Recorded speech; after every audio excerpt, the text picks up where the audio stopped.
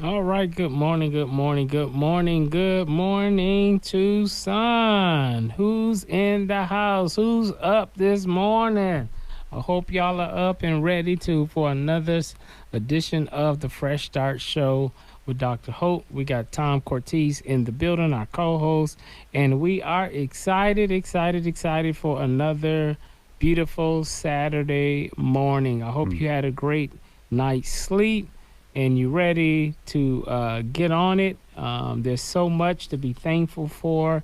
I always try to start out the day with an attitude of gratitude, Mm. just thanking God for everything. And sometimes, yes, even the bad, Yep, because without a crisis, without trials, you don't grow, you that's do right. not develop. Yeah. I know a lot of people chase after opportunities, but really we don't grow out of opportunities. We grow out of a crisis. We Mm-hmm. grow out of Challenge. tribulation Yeah. and adversity and oppositions. So be thankful for all things. Everything happens for a reason, and everything happens for a purpose. But we're thankful today. And so I hope that you are waking up this morning being very, very thankful to be in the land of the living one more time. So get up, get up, Mm-hmm. get up. It is time to get up. It is the Fresh Start Show. So get your Wheaties and get your Captain Crunch and get your oatmeal and your coffee and your hot cocoa. It's going down with the Fresh Start Show with Dr. Holt. Listen, we are excited to be here again. And guess what? On next Friday, we are having our Fresh Start breakfast fundraiser at the St. Andrew's Presbyterian Church at 8 a.m. So come and join us. If you still want to come, get a ticket. You want to get a table? Get a table. Our table's only $200. So come on out and get a table for your organization. Get a table for your a business or for your church and ministry, and let's support our brothers and sisters who have been formerly incarcerated, because that's what we're doing. We're raising the money, we're raising the funds again to put on the largest public safety event in the city. It's going to be October 19th at the TCC from 9 to 1 p.m. So come on out and join us. So the fundraiser is next Friday on the 23rd, August 23rd at 8 a.m. at the St. Andrew's Presbyterian Church. So we're looking forward to having you to come out. If you want to get a ticket, go to our website, go ahead and purchase that ticket. So we can know that you are coming. So we are excited. Our keynote speaker is going to be Lance Meeks, Vice President of Community Relations with Goodwill here in Tucson, is our keynote. And so we are excited for Lance. He's a great partner with Fresh Start. Because of Lance Meek and the Goodwill family, we've been able to create events called the Fresh Start Empowerment Clinics. So we are thankful to have Lance Meek as our keynote speaker to come and to share with us and the great things that we're doing in the city of Tucson, and we're very, very excited. So again, come on out. We're looking forward to you. Get a ticket, get a table, and let's make some things happen for our brothers and sisters. So also keep it locked. October 19th, we'll be here at the TCC. So to help you with your legal issues, help you with felony-friendly employment, and all of that. And so just on yesterday, Tom was at the Second Chance event where it was nothing but felony-friendly employees all over the building Man. to help people with felony history and backgrounds to get a fresh start. See, listen, the resources are there. We just need to make sure you're getting down to take care of those issues. Yeah. So, so we're excited to hear what Second Chance I did, and Tom was there, and I'm gonna give him a chance to really talk about the Second Chance Job Fair that went down on yesterday. But we're getting those resources out there, so make sure that you're doing that, and also keep it locked on. November 2nd, we're going for the first time. We're hosting Fresh Start Phoenix in the Phoenix area. So we want you to keep it locked and keep all those great events in the back of your head so we can help people get a fresh start. All right, Tom, what's going on? Tell us about it on yesterday. Man, yesterday was a blast, bro. We got there at like 10:30 to set up, and it wasn't even supposed to start until 1. Got there at 10:30, went and got some food, went back to our table. I sat down, and people were already coming. And it was like 11:30, 12 o'clock. And that stream stayed steady most of the day. And the resources that were there, the just all the different organizations that were in the main hallway, had to be 30 or 40 of them. And then they had a separate room that just had for employers, and there had to be 30 plus of those too. And it was absolutely cool, bro. The traffic was just constant. The feds brought out some prisoners that are getting ready to get out to get them some resources before they do get out. Yeah. It was very cool having the opportunity to talk to them, since, you know, we go into the federal system and they invite us in there with Fresh Start and to do the simulations and stuff.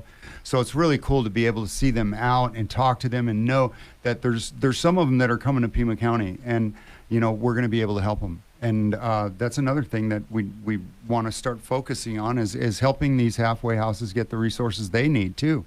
So the federal halfway house here in Tucson, Dismas, they're always in need, and, you know, it's not a great place for the inmates to be and to work from, you know, so we can improve that if people would take an interest in it. So, and that's the one thing we found yesterday, bro, is there's a lot of organizations, there's a lot of resources, there are a lot of people that care, man. And I mean, it's that they took their whole day, bro, to sit out there, you know, and be there for people like me that may need something, and whatever it is that they're good at offering to people, they were there. And the organizations that work with us, they join us and they come into that, bro. And So that's why that's grown. So let me ask you something. So I think it'd be good to know, like, when we're like Second Chance is doing something for the big job fair. What did you see that's necessary for prep work? So if you're getting ready to come out, you're getting ready to be released, and they have all this employers, was there anything that was said that would say, you know what, we need to make sure people are better prepared? Yeah. So when they come into events like that, they can maximize those opportunities. Yeah, because we have the opportunity to know how both sides is working from the inside, also the programs that they're offering now for people before they get out. They have the opportunity 6 to 18 months before getting out to start writing the letters to DMV, to Social Security. So all of those things are waiting for them, that the day they walk out of there, when they go to the parole office, their parole officer can hand them their paperwork. You know, then they can go get their driver's license and stuff like that. They're not doing that, bro. They're not prepared. They don't have the paperwork. Most of them don't even know what their CR numbers are, bro. You know, and like as soon as they get to prison, they throw all their legal work away, you know, and they don't pay attention to it ever again. You know what I did when I got to prison, bro? I signed up to go to the law library every day, and I started studying the law because I didn't think it was right what they did to me, you know, and eventually I had like 40 years cut down to 20 years. So yeah, if you care about your life and your life moving forward, man, apply yourself to it, right? Yeah. So start taking an interest in what you're going to need when you get out. We were just talking about the WIOA, $10,000 to a disenfranchised group or group member that can get a vocation or an education to move forward. Yeah. They're not doing that, bro. They could start filing that paperwork 18 months before they get out of the joint, you know, and it takes about 8 to 12 months to get the paperwork to go through. Yeah. So start now. Yeah. You might have a check waiting for you. Yeah. You know, that's the biggest thing. So what resources are in prison for them to start working on that stuff now? I know you said like the law library. Are there other things that they can be, okay, I'm out in 6 months or I'm out in 8 weeks? What should they be doing? Well, the funny thing is, bro, is Second Chance. There's a Second Chance facility here in Tucson. We've been there, right? Yeah. That offers all of the things that they need, kind of. That we haven't been in there yet. And now they're putting another one in Buckeye, and there's another one in Florence. So DOC is starting to move toward forcing people to get ready to get out. Good. You know what I mean? Because some people just aren't going to do it, bro, because they don't think they have a future. Right. We see the attitudes every time we do an event, bro. Before you get what you came there to get, the attitude sucks, right? Yeah. When you get what you came there to get, bro, they love us. Yeah. Right? Yeah. And it's every person that comes there, they get what they came to get. Right. And it's more than they anticipated they would have gotten, right? So start working on your own future, because we're working on it for you already. We're working on laws, legislature that's going to change the sentencing code, that's going to change what's available to you, that's going to change your future, seal your record, right? Complete expungement, restoration, all of those things, bro. Start working on the things that are going to move your life forward rather than coming out here as a victim. It's the system, it's the parole, it's everything's against me because I got a felony. No, there's a lot of stuff against you because you got a felony, but you know what? There's a lot of people standing with you that'll throw you up on their shoulders if you're willing to fight. So let me ask you this, because this sounds like a hope problem. Yeah, oh yeah. How important is having hope and not losing hope and holding on to hope when everything else is not working? How important is hope? Jesus, bro. Man, I can only reflect back like 4 years ago, bro. And you were speaking at an event, and you spoke about prison, solitary trauma, as if you experienced it. And you were talking about things that I did experience. Yeah.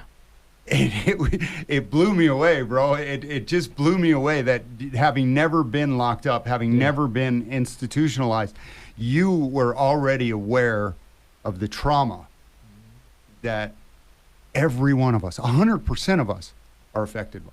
Yeah. You know, the prison is in and of itself, bro, a major complex trauma because it just extends with like an octopus. Yeah. You know, in all the ways that it affects your life. Yeah. And because of the fact that you were able to do that, I was able to dedicate my life to something that was more than me, bro. I had to come to the end of myself, and what you spoke in those words, bro, was hope.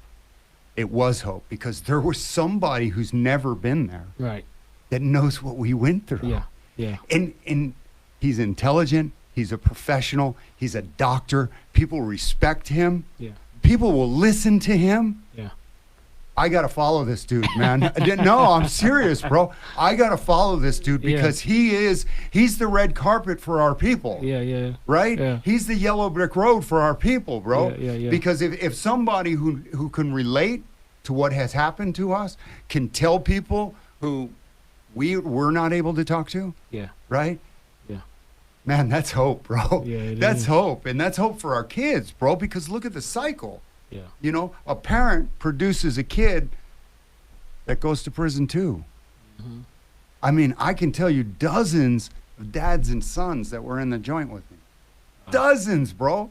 And there were families that there were 5, 6, 7 of them in there from the same family. No hope, bro. No hope. And that's not prison, bro. That's before prison. Yeah. They thought their in life, their lot in life was prison because they grew up. My oldest brother's in prison. He's 20 years older than me. My other brother's in prison. He's 17 years older than me. I'm just going to prison. That's my future. It's not, I'm going to college, bro. I'm going to be a doctor. I'm going to be a lawyer. No, that doesn't even enter into the equation, bro, because there's no hope. Yeah. And you give us hope. Fresh Start gave us hope, bro. Fresh Start, man, bro. It's like when they were talking about making you a judge, bro. I mean, that's hope and a promise to me. You walk in a courtroom and you see you sitting as a judge. Yeah. That's hope and a promise of a future, bro. Yeah. Yeah. Whereas you walk in there now and you see a hangman. Right. Right? And it's not because that judge is a hangman, bro. Right. He's not. It's because the law states this is what you have to do in this instance. And you don't have a choice. You don't have discretion. They took that discretion away back in like 1984 when they changed the sentencing code and made it worse and worse and worse and worse. They had discretion before. They don't have any now. You know, and we talk about it all the time, bro. Indeterminate sentences with an incentivized program would change the prison system. And you start making prisons into college campuses, right? And behavioral health centers, you're going to change the population. Because we're going to change the laws because we're going to get this 200,000 plus people that are disenfranchised from voting. Yeah. We're going to get them registered, bro. Yeah. Right? And we're going to start changing things. Mm-hmm. Because that's what needs to happen. And if we do it in the state of Arizona, then we can do it in any state, and we can do it in the United States. I agree. And this country puts away more people in prison And it's not just putting them away in prison, bro. It's forgetting about them. Yeah. It's forgetting that they're going to get out someday and they're going to be somebody's neighbor. But you don't think about that when you send them away to a place that's just a box, bro. Yeah. It doesn't have schooling. It doesn't have vocational. It doesn't have behavioral health, mental health, any of those things. What do So you why expect you're you going to get think- out? Right. So that's why you get all the animal behavior, because Yeah. you treat them like animals. That's right. Yeah. That's right. If you're hitting them with cradle prods, bro, what do you think they're going to hit you with? Right. You know, they're going to be a donkey. They're going to be a steer. They're going to be whatever it is that you're treating them like, that animal that you're treating them like, you're going to get that back in return. What are some of the mental and emotional ramifications of coming out of prison that perhaps you and other inmates have talked about? I mean, like even after life after prison, Oh, do your mental and emotional just click back into automatic regulation? no, bro.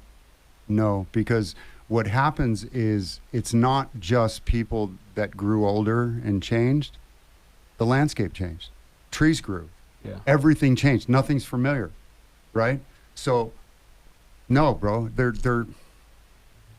You go into suspended animation, but it's not suspended animation because you pretty much go backwards because you got to live a life and you have to identify as something that you never necessarily thought you needed to identify in life Yeah.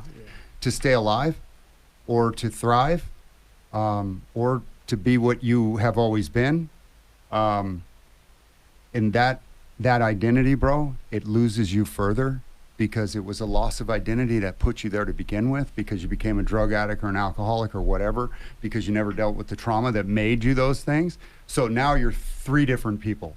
And now you're dealing with three different personalities. And now you're in an environment that your life's in jeopardy. So you got to be another completely different person, right? So when do you become who you're supposed to be? When do you become who you are, bro? Because you were different before, you were different in the process. The whole process changed you and you got out and everything was different. Nothing's familiar anymore. Even the people you knew, bro, they're not even familiar anymore because they're 20, 30 years older. Everything's different. You don't know how to approach that, bro. And you're social, right? In prison, Yeah. okay, you got a guard coming to your cell, bro, and throwing your food in there or putting your cuffs on you and making you kneel on the ground till they put your food in the cell. Treating you like a dog, bro.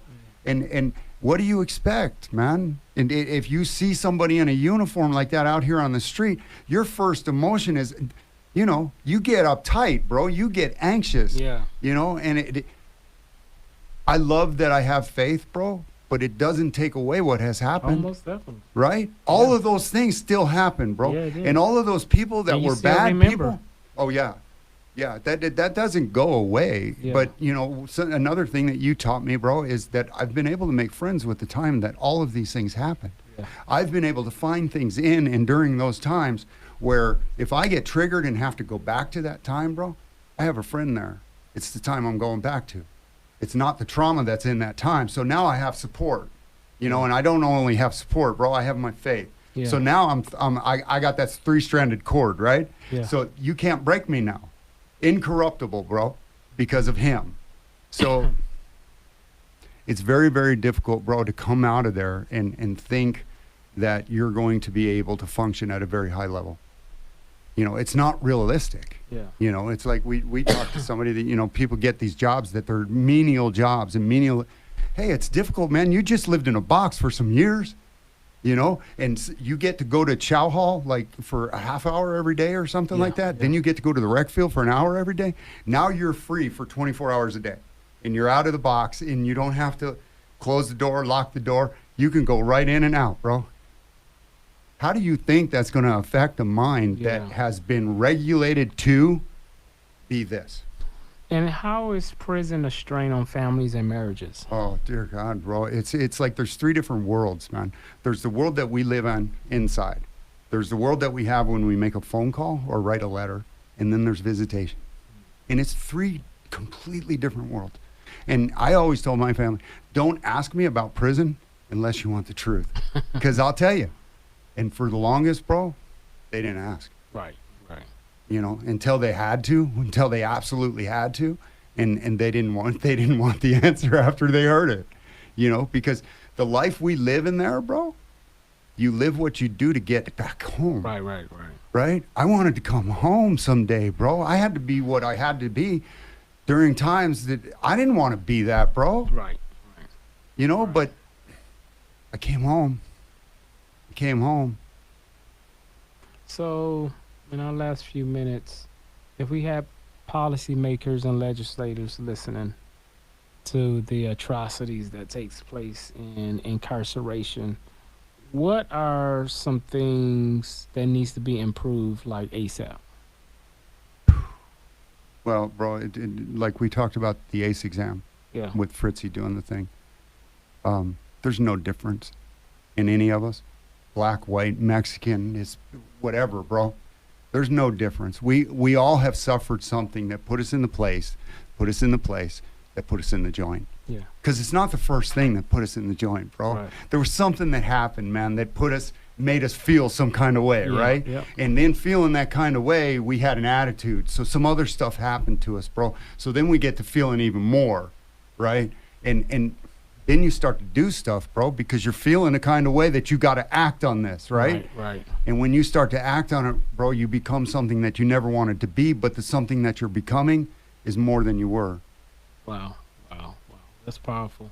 Well, listen, guys, this has been a great episode on today. Lawa and Tom to talk about his long journey of experience of actually being incarcerated for almost 3 decades, man. That's a lot of time. That's a lot of generations have passed. So many different time frames have passed by. And at the end of the day, after you complete your sentence, that felony background still follows you. That's the thing that drives me crazy. Like you kept me confined into this hostile environment for so many years, and then when I get out, I still can't get free from the conviction. It must follow me for the rest of my life. So we're telling our brothers and sisters, don't lose hope. Hope might be the only final and last thing you may have to hold on to, but that is everything. Don't lose hope. You know you're getting ready to come out. You need to start working on yourself. You need to start taking advantage of these resources that are made available. So no, we thank all of our partners. Just again, we want to just let you know the Fresh Start fundraiser breakfast will be next Friday at 8 a.m. at the St. Andrew's Presbyterian Church. So please keep it locked. Come on out and join us. Get a ticket. Get a table. Table's only $200. What they say the ticket was $35? Yeah. $35 for the tickets, $200 for a table. Come on out. You still got time to support us. Don't forget, October 19th, we'll be at the TCC at the Tucson Convention Center. We want you to join us there from Saturday from 9 a.m. to 1 p.m. We're going to be having all the courts and the public defender and the county attorney, plus many other vendors going to be there.